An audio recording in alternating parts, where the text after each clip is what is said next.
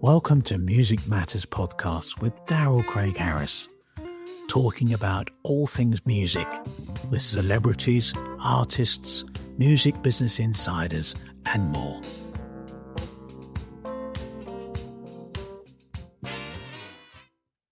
Mr. Ben Vaughn, how you doing today?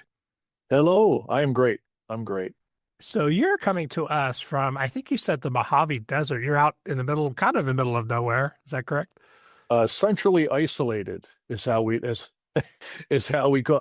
Yeah, I'm in the Mojave Desert. Where I am right now in my house is about 1 mile before electricity ends for another 80 miles. I'm at the very end of the grid. Yeah, and it's very isolated out there, but it's cool. Like, if that's what you want, if you want that lifestyle, it's awesome. That's a great place to be. It's very pretty out there actually too. Oh, it's beautiful. Yeah, it's beautiful. So you have a big story. You've been a composer for several big shows, a music person for Third Rock, for that '70s show. We'll talk a little bit about that. But also you have a podcast that just started on January 22nd. You and a co-host, Laura, and I'll let you pronounce her last name. Pocadello. Pocadello, there you go. Who is also a Nashville music industry professional radio DJ. I think you've done some radio DJ stuff yourself. Yes, I have.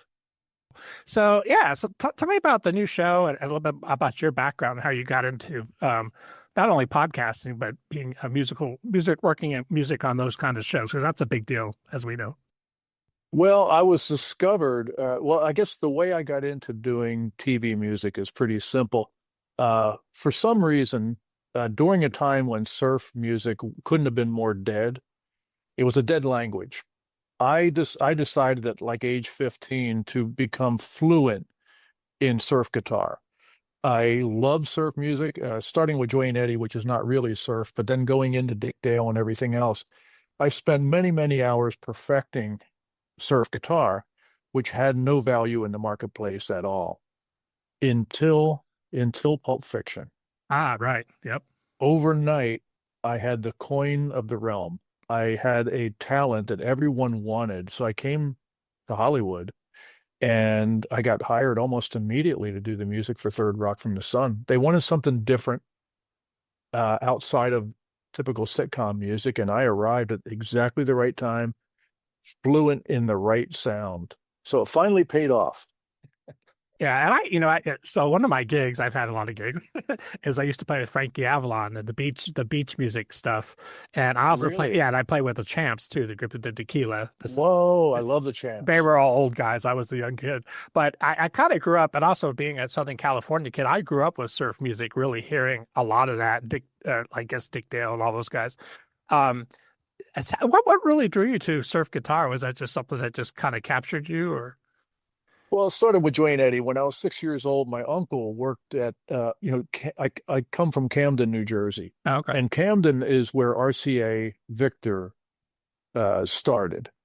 And Victor actually owned almost all the entire town. They had something like 35 factories there at one point. And then RCA bought Victor. And so I grew up in an RCA Victor environment. Everyone on both sides of my family worked there in some capacity or another. And my uncle worked there. And he, at the end of his shift, when you worked there, they had a box of free records, RCA records to take. And he grabbed a Joy and Eddie album and gave it to me. I was 6 years old. So it was the first album I ever owned. And I played it a million times, and it's all guitar instrumental. So Right. it started there. And this is before the Beatles. That'd be 1963, 62, maybe. So I'm a rock and roll fanatic at age 6, but instrumental music, like vocals and lyrics, I didn't care about them yet. So it started there.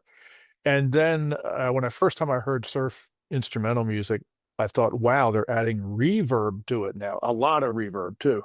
Yeah, that was sort of the sound, right? The big reverb hall and the Yeah, as much reverb as you can put on it.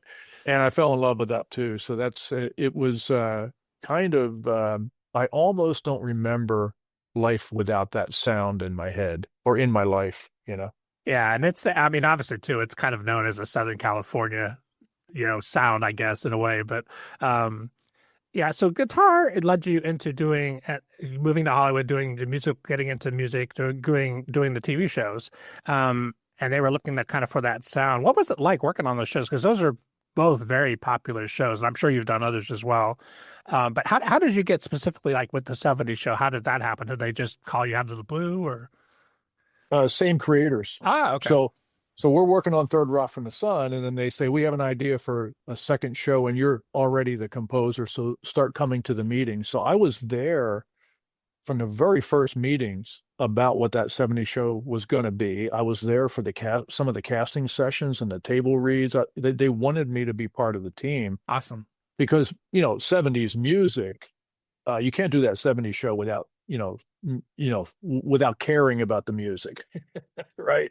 And If you're going to do a show that's titled that, obviously the music's a key component to what you're doing. yeah, yeah, and I have the same love for rock cliches that the creators of the show did. Like, you know, I believe the creators of the show are the ones who wrote that skit with Will Ferrell with the cowbell on Saturday Night Live. Oh, okay. And they also they wrote for Saturday Night Live, and they were teamed up with Mike Myers and Dana Carvey, and they helped them create Wayne's World, and then they co-wrote the Wayne's World movie. So that Bohemian Rhapsody thing, that was Bonnie and Terry Turner's idea, to have the kids singing along to a hit record in the car, which led to that '70s show. They wanted a song in the beginning of they wanted a theme song that the kids could sing to.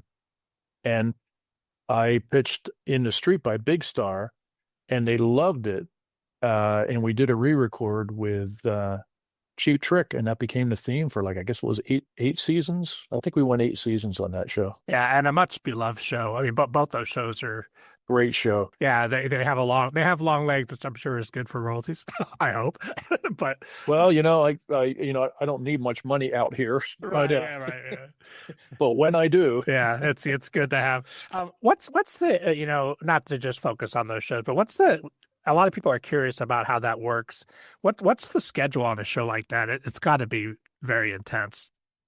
grueling would be the word.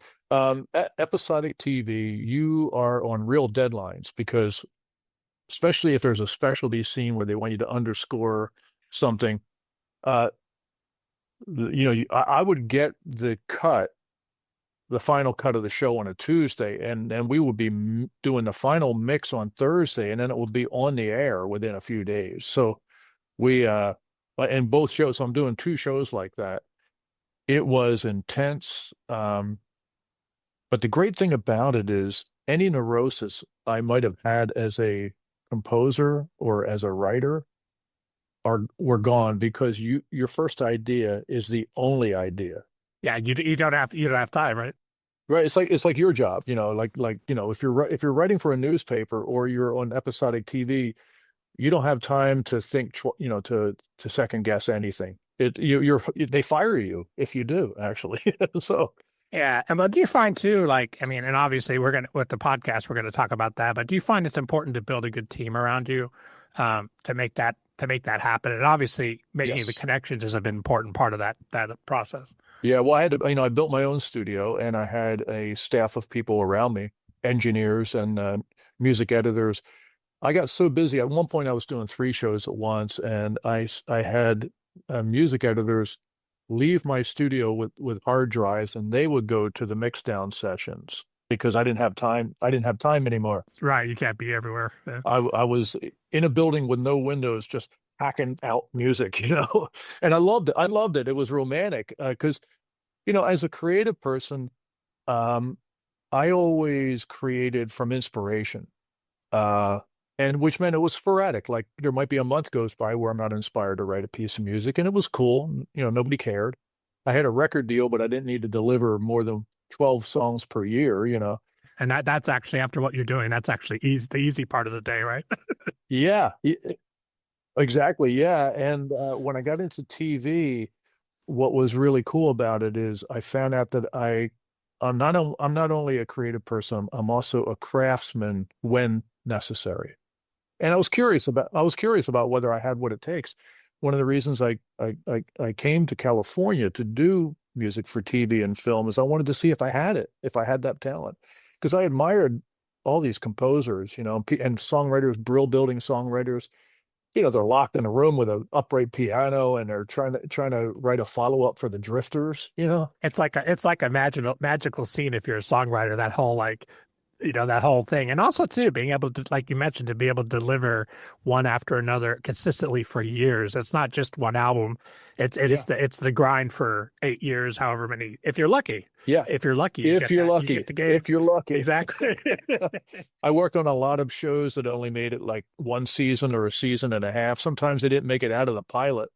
Like we do a pilot, and then that was it. It didn't get picked up. So working on two shows that had longevity, it's every composer's dream, really. Yeah, and we kind of talked about this before we started. It's working on shows that you're proud to say, "Hey, that's my show." Yeah. And because not everybody can always say that, and both those shows particularly are very very loved, right? Oh, they're funny. They're really funny, and they're really funny in a smart way, and they hold up. Yeah, they're timeless, actually. Yeah, Yeah. exactly. Yeah. So tell me about your new podcast. Again, it started January 22nd, straight from the hat with Ben Vaughn. Tell me how you came up with that idea and what motivated you to jump into this crazy podcasting thing. Well, I was brought in to do a project for Sun Records. It was the 70th birthday of Sun Records, and I was brought in to compile a collection to put out on vinyl. And I was teamed up with Laura Pocadello, who worked at the label. She was helping me through a lot of this stuff, and we started talking, and we realized we had the same taste in music. Like we really loved the same music and had similar record collections. Even though she's much younger than me, her record collection is very, very similar to mine, eerily similar. Like people like Rod McEwen and Bob Lynn. And then we realized that we both really love Sonny Bono. You know what? Yeah, exactly. Because he's such a legend in many ways, not just the singing thing. But yeah, go ahead. Sorry. Yeah, yeah, no, like we both, and this is, and not ironically, like, oh, it's a joke, it's a kitsch Right. kind of thing, like, oh, Sonny Bono. No, he had a career before Sonny and Cher that lasted probably, he probably had like a decade of experience with a lot of really great R&B stuff, Don and Dewey and Larry Williams, and he worked with Phil Spector and all this, and he was always starting labels. I actually played with Donna Dewey. Did you really? I really do. Yeah. Wow. I don't, not that this isn't about me, obviously, but yeah, I used It to. is now. Well, when I was 18 years old, me and my buddy Tracy, who lives in Finland, he's a songwriter in Finland, we got hired to play with Danny Flores, who was the guy that was the sax player, the guy that says tequila on the record, Oh yeah, Tequila with of their course, yeah, champs. yeah. And so Danny knew everybody in the world. He was an Orange County guy, and there was a lot of artists that lived in Orange County, lived up in obviously in LA. So he would do like a Thursday night gig where he would bring all of his buddies. So we played with all these old guys that were still living in LA. And Don and Dewey was one of the Wow. one of the groups that we played with. And he was really best. He was great friends with, Little Richard. He just knew everybody, the Righteous Brothers. So I got exposed to that music first before I ever did like anything with rock and top 40. I was playing oldie stuff. And that's when Pee Wee Herman's movie came out. So we were, the Tequila was a theme song. So we were doing all these huge fair dates, all these shows, and we're like 18 years old. We're kids playing with these guys that are like 65. So That's almost identical to Pulp Fiction coming out. When Pee Wee Herman used Tequila, boom, that was the song, and you had the guy. yeah, and it was just because I grew up. I mean, kind of like you, probably in a way. I grew up with my mom having a huge singles collection. She had boxes and boxes of singles, and I listened to that stuff first, which was like La Bamba, which was all that stuff. My dad was a kind of a hillbilly from Arkansas, so I also got the Tammy. I got the Tammy Wynette. I got so that's my weird story. But anyway. No, no, it's very, very similar to mine. I grew up in a doo-wop neighborhood. Okay. Yeah. Right. Yeah. There were guys singing on the corner. Like Shanana did not invent that. It actually happened. There were four guys singing on the corner in my neighborhood. I grew up with doo-wop and the mashed potato and all that stuff because Philadelphia was the dance capital of America because of American Bandstand before they moved to L.A. And so everyone in the country looked to Philly to see what dances are happening. And records were broken on that show, and dances were invented. and caught on based on that show. So I grew up in an environment where what people call oldies acts now, they weren't oldies acts then. And in fact, in Philly, on the radio, you could turn the radio on and hear a record from 1959, and the disc jockey would not call it an oldie. It was just a favorite song. Well, Guns N' Roses now is an oldies classic rock band, which Yeah. is which is hilarious because Yeah. I guess that's kind of a universal story. People are like, I remember Janis Joplin. I'm like, it's someday down the road, if you live long enough, you're able to say that about your favorite bands when you were a teenager. Well, I'm already nostalgic about Bad Bunny. I'm ready because that was a couple days ago. So that's an oldie. Yeah, well, hey, as fast as the world works these days, yeah, exactly. Kind of. Um, Yeah. Yeah. Yeah. So you're doing the show, you're doing the podcast, and part of the idea with the podcast is you put a bunch of names. This is my perception of it. You put a bunch of names of people that you worked with in the past, and Yep. Laura will pull out a name, and then you basically just go and you start talking about your relationship with that person. Is that kind of the idea? Yeah, yeah, because we were talking, and when she was getting to know me, she realized that I had met and worked with a lot of these people in her record collection. You know, Oh, so, okay, awesome. so she's like, "You hold it, Gene Pitney, what?" And so it kept happening, and then finally, together we came up with the idea. Let's throw these names in a hat, and you pull them out, and I'll react, and we'll see if we have something. So we decided to record a demo. But we ended up recording for 3 hours and pulled like 21 names out of the hat. Wow. So we thought we might have something here, and then we played the results for some other people, and we were encouraged. They were all like, "Oh yeah, if you edit this down into episodes, you have something here." So that's what we did. Right. And the thing is, and it's similar for me too. Like what I found is if you don't keep those stories alive, that history gets lost. And it actually is music history, especially when you're interacting with people that are much beloved, like, like a Little Richard or those guys. Do you find that that's an important part of what you're doing with the show is kind of memorializing because some of these guys are not with us anymore? Oh, yeah, that and also, my interaction with them is one more piece of information about those people if you're curious about those people. Here's one more element to who they were. And also I think that what surprised Laura and I was, we went in, whimsical, but it got deep pretty quickly because we're talking about creative people, and it's not easy being a creative person. The intersection of art and commerce is really hard to navigate for sensitive people. And most people who make great music are sensitive. So we quickly realized that some of these stories are really funny, but some of them are actually emotionally deep. And it was a surprise how um, sympathetic to the artists the episodes ended up being. Hmm. Yeah, there's a lot of people that one of the people I used to work with, actually I worked with Billy Preston, but we did a tour with Phyllis Hyman. I don't know if you remember Oh, Phyllis, I but do. Yeah. yeah, she was much beloved, and she's not necessarily a household name that a lot of people would know, but in the R&B world, she was a Mm. huge legend. Hmm. And we worked with her, and we worked with her right before she passed, and she was having a lot of problems. And there was a lot of super fans that wanted to know her history that they didn't really know that stuff. And somebody was doing a book on Phyllis, and they contacted me to talk about that. And I was thinking as I was talking to him, I'm like, this history, unless it's recorded, unless it's kind of memorialized, it gets lost. People Yes. don't know the history. What's a person that you've worked with in the past or you've had interactions with that comes to mind that it's important to tell their story that maybe you've talked about on the podcast? Well, before our podcast was released, no one knew that Lalo Schifrin had a stalker. Oh, okay. Wow. I believe we broke that story. We have an exclusive on that. Uh, no, I guess someone like Alan Vega, of Suicide, a misunderstood person because of the aggression and anger in that music. You would think that he was maybe a different person than I knew. So me telling his story or the story of he and I, our relationship.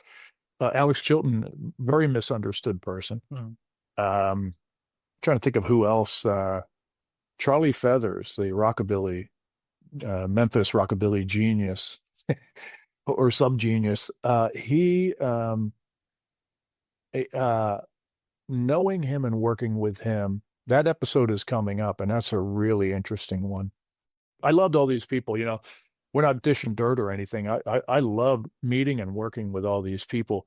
And the circumstances sometimes get odd, as there's just something odd about show business where you're going to have certain moments where you're like, wow, this is a bizarre situation. Show business, or at least rock and roll. I'm a rock and roll musician. I started playing drums when I was 12 and was good enough to get work. And then I learned how to play guitar. So I played in a lot of bar bands. And music is the only occupation where you're encouraged to drink on the job. Yeah, exactly. And, and not only that, it's assumed that you will accept a case of beer in lieu of payment. Or like a bowl of pasta or whatever. Exactly. Right. Yeah. Free food from the kitchen and a case of beer, and you'll play. It's the only job where they actually, any other job, they do drug testing on other jobs, but in rock and roll, It's almost encouraged in rock. yeah, they encourage it. Yeah. Yeah. It's interesting, like you kind of mentioned too, like when you meet these people that are really famous and you have a perception of who they are, and then when you meet them, you go, "Oh, they're completely different." Do you find that has happened to you many times? Well, I think the thing is, we as fans listen to records by our favorite people, and we feel like we understand them, but what we don't realize is that they're actually human beings. Right. And they're human beings, and all human beings are flawed. Every single human being is flawed. And so, I think that what you're kind of alluding to is it's a surprise that they're human. Right. Exactly. Yeah. And they are. They're human beings. Yeah, and You know? they have pressures, and like sometimes they don't want to give the autograph. Maybe they're with the family and they want to be left alone eating dinner. Doesn't make them a bad person. It's just like, hey, they have a life and Yeah. outside of show business, which is sometimes it's challenging for fans to deal with that, right? And it's challenging for the artists too, like Alex Chilton is a great example. Big Star means so much to there's a certain audience for that the Big Star records saved their life, whether they were an awkward teenager or they were going through a relationship, and that they put Big Star on, and when they would meet Alex and start telling him that, he was like, whoa, whoa, whoa, whoa, whoa, whoa, that's too much for me. That's too much. It's too much. It's heavy, right? It's heavy, and if you're not in the mood, you're just like, having dinner, or you just did a gig and you come off stage and somebody wants to come up and tell you that you saved their life. Yeah. It's a shift. It's really hard, to make. And Brian Wilson had to deal with that too. Pet Sounds, same thing, that kind of fanaticism, emotional fanaticism for that music. And there are other artists, I'm sure, that like Leonard Cohen probably got that all the time. I'm guessing. Right. Yeah. Yeah. And important artists that we've all grown up with and loved. Like you mentioned, when you listen to their music, you kind of feel like you have a personal connection with them. And I'm Yeah. sure you've had this too, where people walk up to you like, "Hey, I know you from so and so, and I know you from social media," and they feel like they know you. And it's like it's nice to meet fans, but it's also it's a weird boundary issue to deal with, right?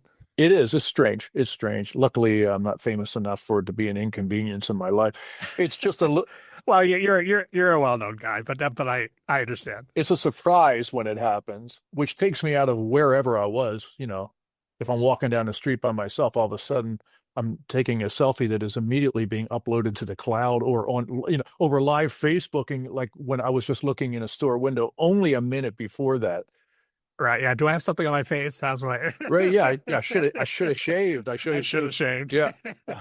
I shouldn't have went out in my pajamas. No. Exactly. But luckily, I have a great balance. The amount of that in my life is perfect for me. But other people, especially if you're introverted and your art, there's just an imbalance. It's like, you're sitting, it's it's tough for people. And that's what, when we started going through these names and pulling them out, uh, it seems like every third one, there was some kind of emotional element or some kind of sympathetic, sympathy with their plight that would come up.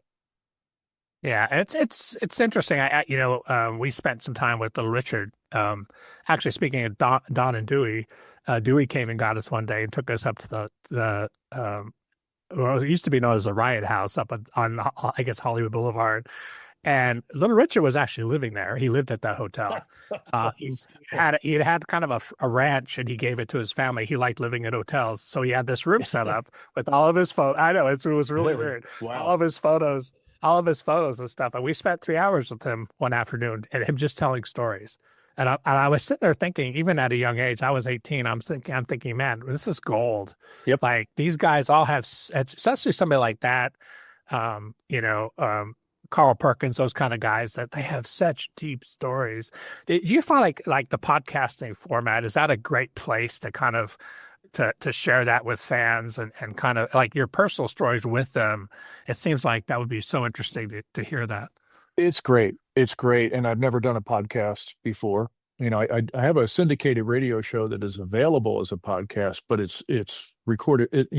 I do the show for terrestrial radio, and then it becomes a podcast, an archive podcast out there. So this is my first time, and I love it because the idea of getting these stories down in a book is something I would never do. I'm not a writer in that kind of way where I would and also uh being co-hosted by Laura is great because she knows as much about all these artists as I do. So she really knows when to ask a question and kind of prod a memory out of me or point out that something I just said is weirder than I know. Yeah, we should, you just kind of take it for granted. She's yeah, like, no, wait, stop. yeah, I'll say something and she has to go, hold it. Let's rewind for a second here. What did you just say? And then I'm aware, oh yeah, that is not normal.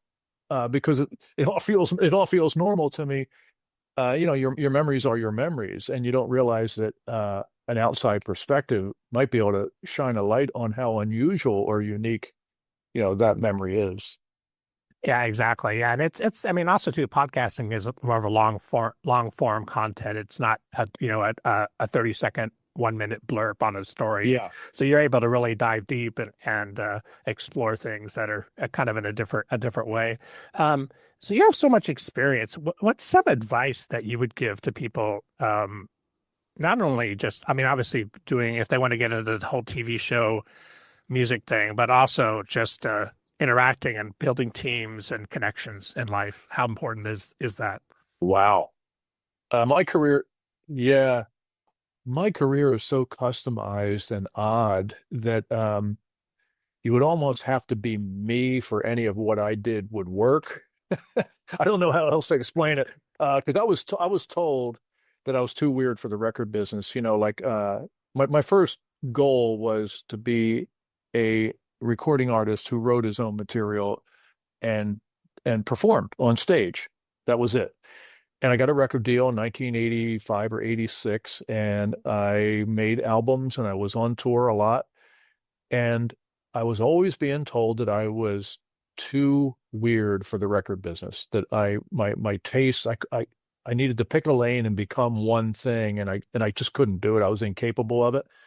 And I had a lot of sympathy for the record label. It wasn't like, oh, they're killing art. I was like, no, I'm weird. I know it. I've been told, I've been, I know my yeah, lane. yeah, I've been told this my whole life, and I know it's true. And it looks like I'm not playing ball, but it's actually an incapability of playing ball. I'm not doing it in an arrogant, anti-capitalism way. I'm like, I just had sympathy.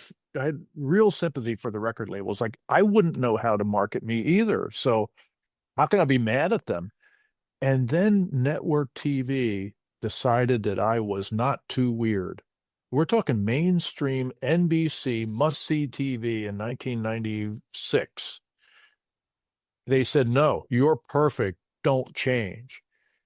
So the only advice I would give someone is stay true to who you really are, and someone in a position of power will recognize that and value it for exactly what it is. And that's what happened with me. Surf guitar, like I'm over there. It was like speaking Latin, not even just reading Latin.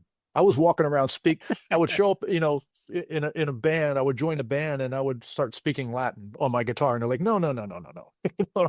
For years that went on. And the president of the production company, that her name was Karen Mandebach, she heard me on the radio and decided that I had the sound that they needed for Third Rock from the Sun. Wow. And no one could talk her out of it. And so someone out there is going to recognize who you are. But my advice would be stay true to yourself. Don't keep trying to change your style of music or your haircut or your clothes or, whatever it is, because when I was coming up, I played with a lot of musicians who were better than me, but they were willing to narrow things down. We are a heavy metal band. We sound like Little Feat. We're country rock, whatever it is. And they would buy the clothing and write the songs and buy the musical gear and pose, in the photos that necessary for that one lane. And I couldn't do that. I couldn't do that. And every time I would play with musicians, I would get booted out of the band because when one of my songs showed up, we sounded like a different band. you know? So I had to be a solo artist, and I stayed true to myself through a lot of poverty, actually, just staying true to the sound I heard in my head and the expression that I knew that I was naturally meant to express, and it worked out for me. So now I don't know if that would work out for other people or not. I really don't know, but that's how it worked with me. I didn't have a master plan on how to have Hollywood success. That was a total surprise to me, a complete surprise to me that they were fine with me exactly as I was. And that's everything changed for me, in my career once the right person heard me. I think that that's, such an important advice. And through my music career adventures, I've seen that. I've seen guys chasing it, willing to do anything to chase it. And it's sort of like I equate it to dating. Eventually, you'll find the right one. You just have to give it time and just be, like you mentioned, be who you are. And people will find you, and it's going to be way more authentic. And it's having success with being somebody you're not is not very fulfilling, right? No, it could be financially good for you.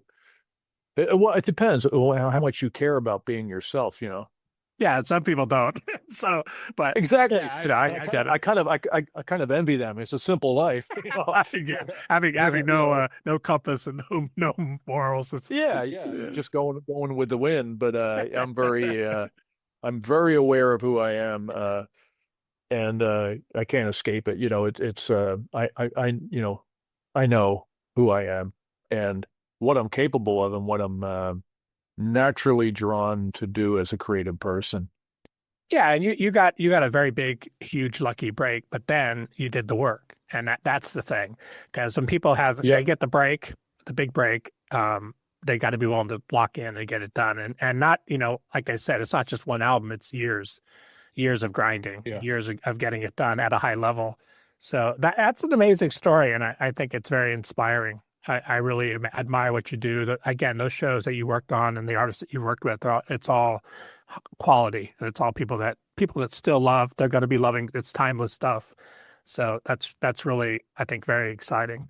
Ben, tell people how they can find you and find your podcast and all that stuff. You can't find me. I'm out here in the middle of nowhere. Well, we'll send a team out to get you. But You'll never find me. GPS dies right before my house. yeah, I know Well, what you mean. well, the podcast is straightfromthehat.com. And let me see. I have a list here of where you let's see. Here we go. Since we're on video. I should do the same thing. Yeah, yeah. Apple, Podbean, Spotify, Pocket Cast, iHeartRadio, Boomplay, and other places, and no ads, which is really important because if you listen to podcasts, a lot of times you queue it up and there's like 3 or 4 ads for everything from banking to pet food, sheets, comfortable socks, and then you finally Well, comfortable socks is important. they are important. They are important. Yeah. But with no ads, we just go right into content, and it's all content all the way through, and then we're out. So I'm happy not to have ads because it interrupts the flow. You know. Yeah, I agree, and I don't do that either. I'm fortunate to have some very nice sponsors that are friends, so that helps. And I have 10 other jobs. It's not so important for me. But Ben, thank you so much for joining me. Like, you have a huge story. We could probably go on for hours, and I'm sure we actually probably know some of the same people in LA. But what a cool career you've had, and like a huge life story. And it's not obviously not done yet. You got a lot more ahead of you. But thank you so much for joining me. I really appreciate your time. Now you're a bass player, right? Right. Yeah, I'm a bass player. Yep. So if any oldies acts ask me do you need an 11th job? Because if an oldies act asks me if I know a bass player, should I give them your number? Yeah, you know what? Actually, what I'm doing these days, music wise, is we have a lot of tribute acts that we do. So I was just in Florida with the Queen show that we have. We had like a Tina Turner, Rod Stewart, all that stuff, which has been, for me, it's fun because you go out, you do a 70-minute show, and then I fly back home and do all my other stuff. So I still get to play, but when I play now, I look forward to it. It's not just a job for me. Right, exactly. Yeah. Exactly. So That's the best place to be. yeah, and because I did the Vegas. I was with Cirque du Soleil for 10 years. I did a bunch of different things. Wow. So these days, I'm mainly, a lot of people know me as a Sports Illustrated photographer with the Raiders. But you know, I like doing different things. I don't get bored, which is good, right? No, I can relate. Yeah, I yeah. can totally relate. Oh, I'm sure you don't get bored. You got a lot going on. But I do. yeah. But Ben, thank you so much for joining me. Shout out to Laura, your co-host on the podcast, and I'm sure I actually would be interesting to talk with her because the Sun Record thing is also really fascinating. Of course, you know. Yeah, they just won a Grammy for Best Blues Album. Yeah, I mean, obviously a legendary label, but the cool thing with them is they've reinvigorated that whole thing, the whole label. They have, and she is a major part of it too. Yeah, it's really awesome what they've done. So, so maybe we'll hook that up down the road. But hey, have a great day out in Mojave, and tell all my friends out there if you can find them. They're hiding too. Yeah, except they're hiding out. But awesome, man. Have a great day, and I appreciate your time. Great. Thanks. Great talking to you. All right, you too. Thanks. See you. Thanks for joining us, and please consider subscribing to our podcast and follow us on our social media pages for guest announcements.